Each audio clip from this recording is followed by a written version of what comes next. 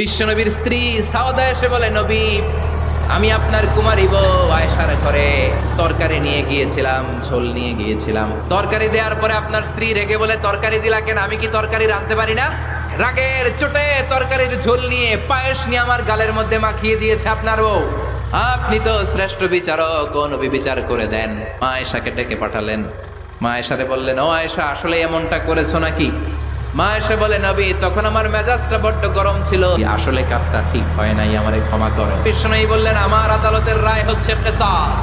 সাউদাকে যেমনি তুমি পায়েস মাখিয়ে দিয়েছো, সাউদাও পায়েসের বাটি থেকে কিছু পায়েস নিয়ে আয়েশার গালে মাখো। সাউদাও বিশ্বনবীর রায় অনুযায়ী বাটি থেকে পায়েসের ঝোল নিয়ে মা আয়েশার গালের মধ্যে মেখে দিলেন। মা আয়েশা কি আর করবেন, হেসে দিলেন। সাইয়েদাতুনা সাউদাও হাসলেন, বিশ্বনবীও হাসলেন। আরশের উপর থেকে খুশি হয়ে গেল কে? আল্লাহ।